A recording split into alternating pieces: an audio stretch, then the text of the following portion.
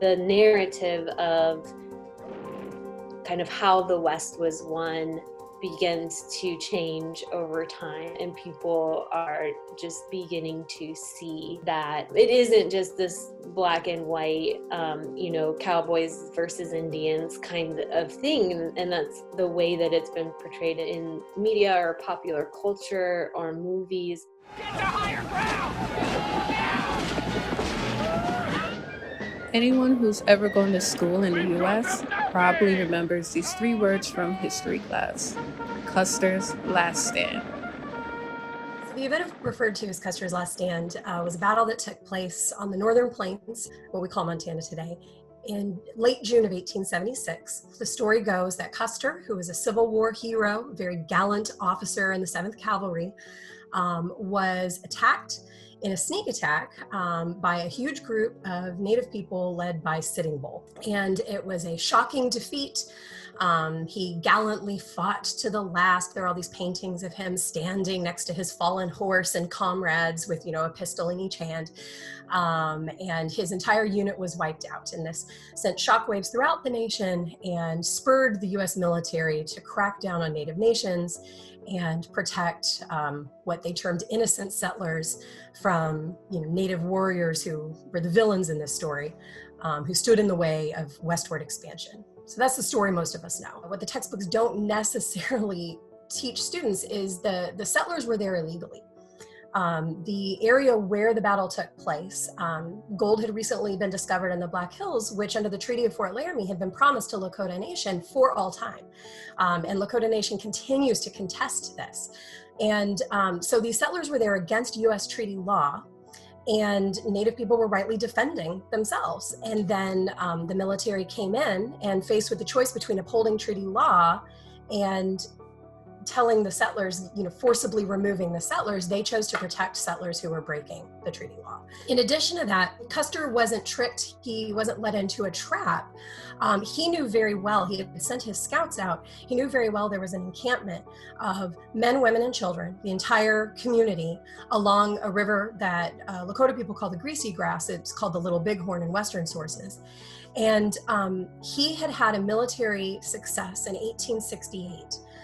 Called the Battle of the Washita, which should more properly be termed a massacre, where he attacked a village of mostly Southern Cheyenne people under the leadership of a man named Black Kettle, and opened fire, took prisoners, women and children he specifically targeted. He wrote in his book, My Life on the Plains, that was published in 1874, that he intentionally captured women and children to try to break the spirit of the warriors he was fighting.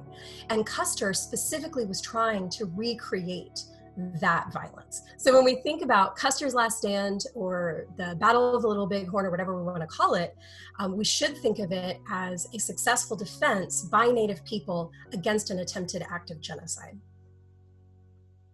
This is the monumented Last Stand Hill. The Little Bighorn National Monument. They always had the monument there for the soldiers, and there was nothing for the victors. No mention.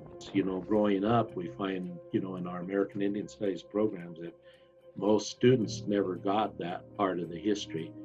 It looks like there's this land to be taken and had for just settling it, and they don't realize that it was all inhabited and it was all occupied by American Indian people who had a different concept of land ownership, was sharing among themselves, sharing the land, and nobody could fence the land and call that mine and this is yours over here. There's a whole narrative then that emerges about the Wild West, American Indians as savages, right?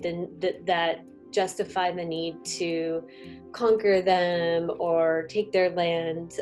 There's a whole part of the narrative that feeds that. And then the fact that they won in this battle, I think that the story emerges as Custer as this hero. But over time, I think historians, uncovered there were some big flaws that were made in that whole campaign. And we shouldn't hold him on as high of a pedestal as we have. Well, everyone knows Custer died at Little Bighorn. What this book presupposes is maybe he didn't. The reason Custer's Last Stand becomes so powerful, I think, in public memory was first of all because of the reporting surrounding it. But also newspapers played a huge role in inflating these conflicts because most Americans were primed for news about military conflicts, and as soon as the Civil War is over, they're looking for that sort of news. Because of Custer's celebrity and how well publicized he was, he even ghost wrote newspaper dispatches, which he sent to be published back east, pretending to be a correspondent, inflating his own role. And a couple of them were actually published posthumously, and the newspaper editors highlighted the fact that this is actually Custer writing about this. So he was just a public figure at the point, but really where the national imagination took hold of this story was the efforts of his wife, Elizabeth Custer. After she was widowed, she collaborated with another author and published a series of books about Custer. Also, the image of Custer became very popular in Wild West shows. And some early silent films. I mean, Errol Flynn famously played Custer himself in They Died with Their Boots On. So by the time public schooling is more widespread and textbooks are telling this story, Custer's already enough of a legend that in the 1920s, the American Book Company, which was the most popular textbook company in the country, tried to publish a book without Custer because the author of this new U.S. history textbook said, this battle is not important. It didn't turn any tides. It didn't have a lasting military impact. It didn't change the course of westward expansion. We just don't need Custer. The booksellers in the Northern Plains states told the company, we will not be able to sell this textbook if Custer is not in it. The thing that's very important to remember in thinking about how we think about this period of history is, particularly when we talk about schooling, history textbooks are not history books. And that's very hard for us to understand sometimes because a lot of times they're the only textbook history books that we have read. But textbooks are a specific kind of document designed for a specific purpose. And it's not simply to tell students what happened in the past, but to give them a particular view, particularly of the American past. That's why American history textbooks tend to shy away from the fact that framers of the Constitution, founding fathers who signed the Declaration, who argued for liberty, were slaveholders. We mention it occasionally, but we don't really ask students to wrestle with that contradiction. And the same thing is true, especially with Native history. My grandfather's grandmother was a young girl at the battle. She was around 16 years old and there when Custer attacked.